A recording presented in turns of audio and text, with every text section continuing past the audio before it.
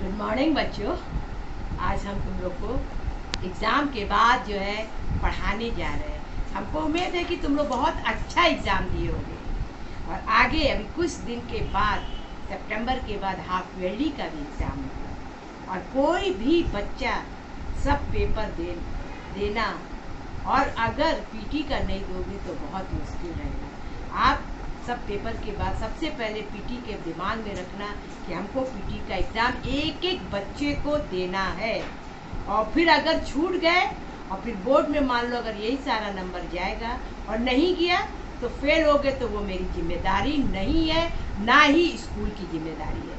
आप वीडियो देखिए और आप एक दूसरे को भी बताइए कि हाँ मिस ने ऐसा कहा है और ये इसको बहुत हंसी और मजाक में मत ले जाना। सारा काम जो है बहुत अच्छे से करो, फिर से पढ़ाई का वो करो, जो पढ़ाया जा रहा है उसका नोट्स बनाओ, उसको अच्छी तरह से लिखो और समझ के लिखो। एक ही सब्जेक्ट नहीं है बच्चों, तुम्हारे पास 6 सब्जेक्ट और प्लस एक ये पीटी का है। और पीटी किताब को खोल के आगे देख लो, अनिवार्य सब्जेक्ट है, वो सरकार की ओर से बना है, ना हम बनाए हैं ना सिस्टर बनाए, इसलिए अनिवार्य सब्जेक्ट को आप बहुत थोड़े छोटे में मत ले जाना। और अब आगे आज से हम तुम लोग को नया पढ़ाने जा रहे हैं जिसमें कि हम आज प्रैक्टिकल के बारे में बता रहे हैं। बहुत बच्चे से जब प्रैक्टिकल होता है, जब हम लोग पूछते हैं तो नहीं बता पाते हैं, इसलिए हम तुम लोग को आज जो है प्रयोगात्मक के कार्य के बारे में कवायद और मार्च पास्ट। कवायद क्या चीज़ है? वो जिसमें आप जो है हम जो 8 इसमें वर्ड आते हैं, 8 शब्द आते हैं और 8 शब्द में क्या होता है?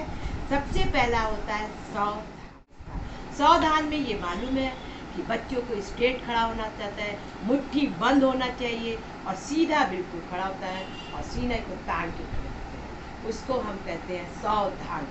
जब हम लोग ड्रिल मतलब उस करते हैं, ड्रिल में जब करते हैं, उसके बाद होता है विश्राम की अवस्था होता है, स्टेरिटीज की अवस्था होती है। उसमें क्या होता है? हाथ जो होता है पीछे की ओर चला जाता है और उसको एक हाथ पे हथेली पे रख के उसको पकड़ते हैं। उसके बाद जो होता है हम लोग जो होते हैं तीसरी अवस्था जो होता है आराम। आराम से जब करते हैं तो हाथ पीछे ही रहता है, पैर को जो होता है रिलैक्स करके खड़े हो जाते हैं, उसको हम कहते हैं। उसके बाद है थम। थम में भी जो है हम लोग सीधे स्ट्रेट खड़े हो जाते हैं और थम के मैंने रुक जाना होता है, रुकने के लिए बोलते हैं, उसको हम थम कहते हैं। और उसके बाद है दाहिने मुड़। आपको मालूम है दाहिने मुड़ बाएं मुड़, हम लोग क्या कहते हैं? दाहिने मुड़ के कहते हैं। दाहिने मुड़ हम लोग सीधा हाथ को ऐसे करते हैं और उसके बाद अपना दाहिने मुड़ की ओर अपने चेहरे को कर देते हैं। उसके बाद बाएं मुड़ बाएं की ओर करते हैं और बाएं की ओर अपना चेहरा। उसके बाद क्या? इसके बाद ये अवस्था में आ जाते हैं। फिर आराम से और तेज चल। जब हम लोग की जब ये अवस्था होती है, जब हम लोग मार्चिंग करते हैं तो हम लोग तेज चल की भी बोलते हैं, उसके बारे में भी तुमको आगे हम बताएंगे भी। उसके बाद क्या है? थम, रुकने की भी अवस्था के, रुक जा, जैसे हम लोग बोलते हैं रुक जा। जब हम लोग सावधान विश्राम कदम ताल करते हैं, फिर उसके बाद कहते ना कि रुक जा, थम, तो इसको बोलते हैं। उसके बाद हम लोग बाएं मुड़ हो जाता है, पीछे मुड़, सामने खड़े रहते हैं और उसके बाद हम लोग क्या कहते हैं कि जब कमांड करते हैं पीछे मुड़, तो हम लोग को पीछे मुड़ के राइट हैंड से मुड़ते हैं, ये नहीं कि हम लोग लेफ्ट से मुड़ते हैं, ये हम लोग को ध्यान में रखना चाहिए। और लेफ्ट पैर को टाइट से करते हैं और राइट पैर को ढीला और हाथ से ये पीछे की ओर मुड़ जाते हैं। फिर हम लोग बोलते हैं सामने देख, फिर हम लोग सामने की ओर देखते हैं। उसी प्रकार से जो होता है ये हमारा कवायद के अंदर सवाल था। जब हम ड्रिल करते हैं ये सारी अवस्था मेरी आती है। उसके बाद हम लोग क्या करते हैं? इतनी अवस्था को पूरा कर लेते हैं और फिर उसके बाद क्या होता है कि हमारा मार्च पास्ट, मार्चिंग में हम लोग बहुत ध्यान से क्या करते हैं? मार्च पास्ट में हम लोग 3 पंक्तियों में खड़े हो जाते हैं, ठीक है ना? हाथ और पैर को मिला के चलते हैं। ये मार्चिंग में जो होता है हम लोग 3-3 पंक्तियों में खड़े हो जाते हैं और उसमें जो होता है, अब तो हाउस वाइज बन गया है ना, red house, blue house, green house, ये सब ग्रीन हाउस, ये सब अब उसमें खड़ा कर देते हैं पंक्तियों में 3-3 की अवस्था में। उसके बाद हम लोग कमांड करते हैं आगे से तेज चल, और वो तेज करके हमारा हाथ और पैर जो होता है मिलता है और सीधा तार के बहुत तेजी के साथ चलते हैं और उसके बाद हाथ पैर मिला के चलाते हैं। ये नहीं किसी का हाथ इधर जाए किसी का हाथ उधर जाए। और इसके लिए प्रैक्टिस क्या होता है, साल भर ड्रम पे किया जाता है तभी हो पाता है। और उसमें सारी टीचर्स लोग मिल के हम लोग करते हैं तब होता है। और जैसे कि मान लो जैसे झंडा फहराने का जब होता है, जो पुलिस वाले और ये सारे लोग करते हैं तो उनको प्रैक्टिस की तरह पूरी तौर से दी जाती है, अच्छी तरह से, चाहे ड्रम पे की जाती है चाहे बाजे के साथ की जाती है। ये सारा चीज़ जो होता है उसके आधार पे होता है। और इसके बाद जो है हाथ को बिल्कुल मिला के चलते हैं। देखो हाथ पैर जो मिला के चलने वाला ना, बहुत से जो होता है पैर को जो एड़ी पे मार के चलते हैं ऐसे करके, तो उसमें भी सिखाया जाता है। वो मार्चिंग जो होती है वो परेड की होती है। जब हम लोग झंडा 26 जनवरी 15 अगस्त को जब हम लोग परेड करते हैं, उसमें जो है पैर का जो है वो आपका पंजा नीचे और तलवा ऊपर की होता है, वो चीज़ होता है। और जब स्कूल का होता है तो हम लोग उसको भी सिखाते हैं, लेकिन वो आपका साधारण तौर से होता है, बहुत हाई फाई में नहीं ले जाते हैं उसको। अब जैसे कि आपका एनसीसी का होता है उसमें भी सिखाया जाता है कि मार्चिंग का क्या मतलब होता है। तो मार्चिंग 3-4 तरह से होते हैं, ऐसे नहीं कि एक ही तरह से होता है। हाँ, अगर बच्चे सारे पब्लिक सीख जाती है तो ठीक है, वरना तो हम लोग उसको बहुत लाइटली और बहुत अच्छी तरह से होते हैं कि हाँ बच्चों का हाथ भी मिले, पैर भी मिले और चलने का ढंग भी बहुत अच्छा है। मार्चिंग के तुम लोग के बारे में बता रहे थे, हाथ पैर। और देखो परेड के समय में क्या, राष्ट्रपति को, प्रधानमंत्री को, ये लोग अपना जो है सलामी किस तौर से देते हैं। आगे जो दल रहता है ना, जो है 3-4 किस्म के दल होते हैं, उसके बाद उनकी सारी सैनिक होता है, फिर उसके बाद स्कूल के बच्चे। ऐसे स्कूल में होता है प्रधानाचार्य झंडा के नीचे होता है, झंडा फहराते हैं। उसके बाद बच्चे क्या होते हैं, जो है मार्च पास करते हुए, सलामी देते हुए वो आगे की ओर बढ़ते हैं, उसको हम मार्च पास की ओर से कहते हैं। सभी छात्राओं को 3-3 सामूहिक विश्राम की स्थिति में खड़े रहते हैं। इनमें ग्रुप लीडर के द्वारा सावधान और आदेश दिया जाता है। ग्रुप लीडर के द्वारा सावधान और आदेश दिया जाता है या गेम्स टीचर के द्वारा सावधान और ये दिया जाता है। जैसा कमांडर हो, जैसा सिखाने वाला, उसकी आवाज़ बुलंद होनी चाहिए। उसको बोलने की, जहाँ पब्लिक खड़ा है, क्योंकि हर जगह माइक ले के दौड़ते नज़र नहीं आएंगे, उसकी आवाज़ बहुत बुलंद होनी चाहिए इस तरह से। और इसके बाद बाएं से तेज चल कर एक का आदेश दिया जाता है।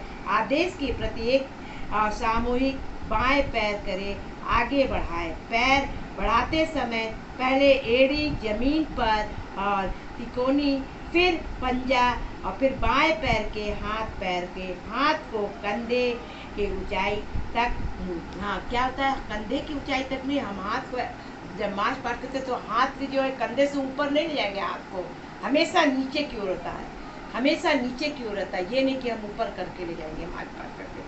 तो ये सारी जो होती है अवस्था होती है। सामने देख, हमने आपको बता ही दिया। खुली लाइन चल, खुली लाइन चल वो चल होती है जिसमें हम लोग क्या होते हैं, विश्राम की अवस्था में होते हैं। और उसमें क्या होते हैं, कहते हैं कि आप लोग एकदम आराम से रहिए। खुली लाइन चल, थोड़ा सा जो है डिस्टेंस वो ले लिया जाता है, 1-1 फीट के डिस्टेंस में, कि आप एकदम आराम से रिलैक्स होके रहिए। कि आपको प्रधानाचार्य या राष्ट्रपति या क्या चीज़ बोल रहे हैं प्रधानमंत्री, उसको हम लोग आराम से सुन सकें, ये सारी चीज़ होती है। और खुली लाइन में कवायद के समय, परेड निरीक्षण करते समय परेड के खुली लाइन में रहने और खुली लाइन को, आगे की लाइन को टेढ़े कदम आगे की ओर और पीछे की लाइन को टेढ़े कदम पीछे की ओर बढ़ाना तथा बीच में स्थित होती है।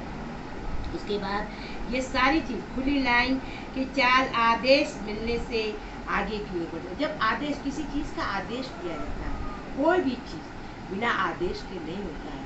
जब हम लोग एक परेड भी कराने जाते हैं, मार्च पास्ट भी कराने जाते हैं, तैयारी शुरू करते हैं, तो हम लोग अपने प्रधानाचार्य से जाके पूछना पड़ता है कि हम इस कार्य को करें और कितनी क्लासेस को लेंगे, कितनी ये सारी चीज़ों को लेंगे। उसी प्रकार हर जगह जो हम लोग को जो मुखिया होता है वो आदेश लेता है और उसी के अनुसार जो है तैयारी की जाती है और आगे जो होता है लोग उसको करते हैं। और ये जो है आज जो है उसके बाद जो होता है अतिथि, हमने बताया जो भी हम लोग, मान लीजिए कि हम 15 अगस्त में किसी को अतिथि को बुलाते हैं, किसी मतलब मुख्य चीफ गेस्ट को बुलाते हैं, तो उसके स्वागत के लिए भी हम लोग जो होता है, अगर स्कूल में बैंड होता है तो बैंड के साथ लाते हैं, और ला के जिस जगह पे झंडा फहराया जाता है उस जगह पे ला के खड़ा कर दिया जाता है। उसके बाद आदेश के बाद सारे कार्यक्रम होते हैं। उसके बाद फिर क्या होता है, ड्रिल होता है, पीटी होता है। अब पीटी का मतलब वो होता है जिसमें शारीरिक पूरा शरीर एक एक अंग हिलाया जाता है, उसी को हम पीटी कहते हैं। और ड्रिल में जो होता है कोई चीज़ हाथ में लेके जब हम करते हैं तो उसको ड्रिल को कहते हैं। और वो चाहे म्यूजिक पे करे, चाहे डांस के रूप में करे, चाहे किसी भी रूप में करे। तो ये हमारा मार्च पास्ट और कवायद और मार्च पास्ट में ये अंतर है। आप लोग ये मत भूलिएगा, अगर कवायद और मार्च पास्ट होगा तो क्या चीज़ है। कवायद में आप 8 वर्ड को जरूर लिखिएगा, सावधान, विश्राम, कदम ताल, और पीछे मुड़, दाहिने मुड़, दाएं देख, और ये सामने देख, ये चीज़ कवायद के अंदर आता है। और मार्च पास्ट जो है, जो हम लोग 3 पंक्तियों में सलामी देते हुए आगे से होकर जाते हैं, उसी को हम मार्च पास्ट कहते हैं। ये सारे बच्चे प्रैक्टिकल में याद रखिएगा और इसको भूलिएगा नहीं। और अगर नोट्स आपके पास कॉपी किताब रखे हैं तो आप उसको ज़रूर पढ़िएगा। और आप कोई बहुत पीटी जो है बहुत कठिन नहीं होता, उसको आप बड़े आराम से अपने भी लैंग्वेज में लिख सकते हैं और अच्छी तरह से आप करिएगा, क्योंकि हर एक बच्चे को एग्ज़ाम देना है, पढ़ना है। परिस्थिति तो तुम लोग सब जान ही रहे हो कैसी परिस्थिति है। सारी सरकार भी चाह रहा है कि बच्चे स्कूल जाएं, प्रिंसिपल भी चाह रहे हैं कि बच्चे मेरे आए, टीचर्स भी चाह रहे हैं, लेकिन परिस्थिति अभी अलाउ नहीं कर रहा है। आप अपने घर में सुरक्षित रहिए, अच्छे से रहिए, मास्क लगा के रहिए, जहाँ कहीं भी जाइए वहाँ से वापस लौटते हैं बहुत अच्छी तरह से हाथ और पैर को धोइए, और अपने साथ अपने परिवार को भी समेट के रखिए, उनको भी अच्छी तरह से बताइए। आज यहीं पे हम इसको मार्च पास्ट और पीटी के बारे में हम यहाँ पे ख़त्म करते हैं। और आपको सबको बाय बाय।